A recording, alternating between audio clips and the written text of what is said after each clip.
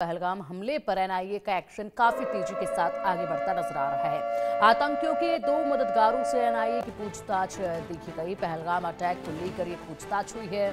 जम्मू के coat Bhalwal jail में बंद हैं ये ओजेडब्ल्यू से पूछताछ और निसार और मुश्ताक नाम के ओजेडब्ल्यू से ये सवाल जवाब अब किए जा रहे हैं। आतंकियों की मदद के आरोप में पूछताछ की जा रही है। तो देखिए, आतंकियों की मदद किसने की, कब से कर रहे हैं, ये जो ओवरग्राउंड वर्कर्स हैं इनके इस नेटवर्क तक पहुंचने की पूरी कोशिश है। बेहद से तादाद में ओवरग्राउंड वर्कर्स को अभी गिरफ्तार कर लिया गया है।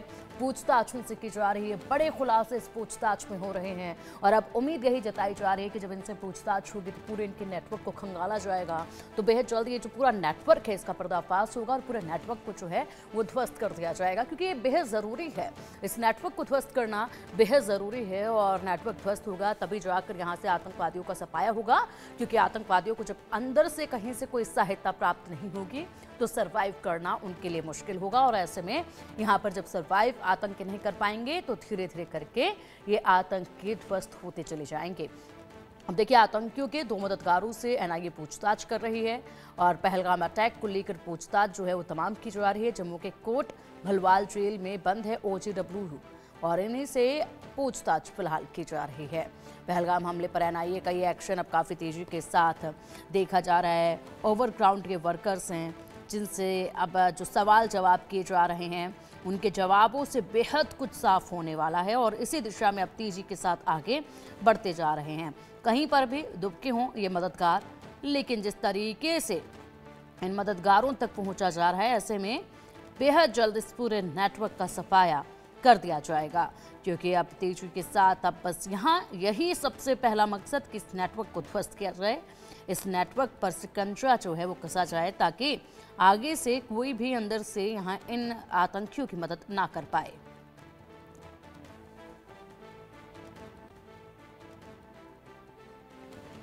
तो इस वक्त का ये बड़ा अपडेट है। बता दें कि पिछले 2 दिनों से एनआईए की टीम हमले वाली स्थिति पर मौजूद है। ऐसे में तमाम एविडेंस वहां से इकट्ठा किए गए हैं और कल एनआईए की डीजी ने महत्वपूर्ण बैठक भी की थी तमाम उन अधिकारियों के साथ जो एनआईए में इस वक्त जांच कर रहे हैं। एनआईए के वो अधिकारी जो जांच मौके पर कर रहे हैं और इसी के साथ एक रिपोर्ट भी विस्तार से बनाई गई है जिसको गृह मंत्रालय में पेश किया जा रहा है। और अब एक और बड़ी खबर सामने है। पाकिस्तान ने लगातार 9वें दिन सीज फायर का उल्लंघन किया है, सीज फायर तोड़ा है। पाक सेना की चौकियों से एलओसी पर फायरिंग की गई है। एलओसी से सटे कुपवाड़ा, उरी, अखनूर पर गोलीबारी की गई है। भारतीय सेना ने मुंहतोड़ जवाब दिया है। अखनूर में गोलीबारी हुई, भारतीय सेना ने इन्हें मुंहतोड़ जवाब दिया है। सीज फायर का उल्लंघन, लगातार ये सीज फायर का उल्लंघन जो अलग अलग इलाकों में किया जा रहा है, ऐसे में एक संदेह ये भी बना हुआ है कि ये सीज फायर का उल्लंघन जिस तेजी के साथ पाकिस्तान की आर्मी कर रही है, मुंहतोड़ जवाब तो इन्हें दिया ही जा रहा है, लेकिन कहीं ये सीज फायर का जो उल्लंघन किया जा रहा है, जो फायरिंग की जा रही है, कहीं ये ध्यान भटकाने के लिए तो फायरिंग नहीं है, कहीं इस फायरिंग के पीछे से आतंकियों को घुसपैठ कराना तो इनका मकसद नहीं है, क्योंकि अक्सर ये देखा गया है और ये जब देखा जाता है तो जिस तरीके से पाकिस्तान की तरफ से फायरिंग की जाती है उसी तरीके से जंगलों में सर्च ऑपरेशन भी साथ के साथ चलाया जाता है। मुंहतोड़ जवाब तो इस फायरिंग का दिया ही जाता है, लेकिन साथ ही साथ सर्च ऑपरेशन भी चलाया जाता है, सिर्फ ये सुनिश्चित करने के लिए कि कहीं कोई घुसपैठ करके आतंकी इस पार तो नहीं आ गया है। उसको रोकने के लिए पूरी तरीके से मुस्तैदी के साथ तैनात है जवान और लगातार सर्च ऑपरेशन भी जंगलों में, घने जंगलों में, पहाड़ी इलाकों में चलाया जा रहा है। कोई नई घुसपैठ की बिल्कुल भी यहाँ पर अब उम्मीद ना की जाए। नई घुसपैठ पर लगाम लगाना है और ऐसे में आतंकियों के, पाकिस्तानियों के इन मंसूबों को ध्वस्त करना है। लेकिन लगातार 9वें दिन भी सीज फायर को तोड़ा गया, सीज फायर का उल्लंघन किया गया। पाक सेना की चौकियों से एलओसी पर फायरिंग की गई है। हालांकि बहुत दफ़ा ऐसा हुआ कि भारतीय सेना ने यहाँ पर इन चौकियों को पूरी तरीके से ध्वस्त किया, लेकिन बावजूद इसके यहाँ पर पाकिस्तान की ये जो आर्मी है जो लगातार अपने आतंकी मंसूबों के साथ सीज फायर का उल्लंघन कर रही है, ये अपनी हरकतों से बाज नहीं आ रही है। बार बार सीज फायर का उल्लंघन करना, इसका अर्थ क्या समझा जाए? क्या नई घुसपैठ या फिर ध्यान भटकाना? इसका अर्थ क्या है ये समझना बेहद ज़रूरी है। लेकिन फिलहाल मुंहतोड़ जवाब तो इन्हें दिया ही जा रहा है, सर्च ऑपरेशन भी चलाया जा रहा है, हर वो महत्वपूर्ण कदम इस दिशा में उठाया जा रहा है जिससे कहीं से भी इन आतंकियों के इरादे जो है या मजबूत ना हो पाए।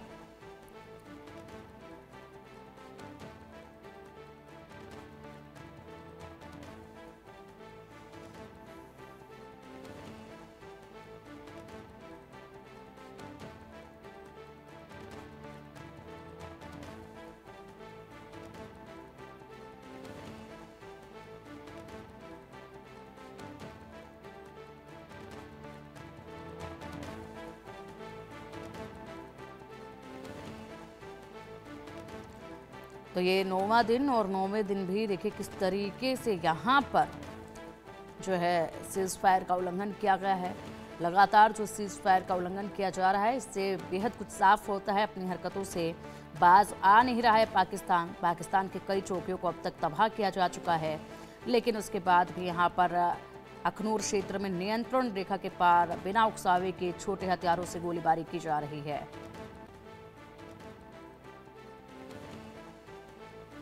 और चलिए अब अधिक जानकारी के लिए हमारे सहयोगी जावेद हुसैन हमारे साथ है। जावेद, लगातार बड़े अपडेट सामने आ रहे हैं। एनआईए की टीम हमले वाली जगह पर पहुंची हुई है। 2 दिन से बारीकी से जांच पड़ताल की जा रही है, तमाम एविडेंस इकट्ठा किए गए और इसी के साथ ओवरग्राउंड वर्कर से पूछताछ लगातार की जा रही है। क्या फिलहाल बड़े अपडेट्स हैं इस मामले में?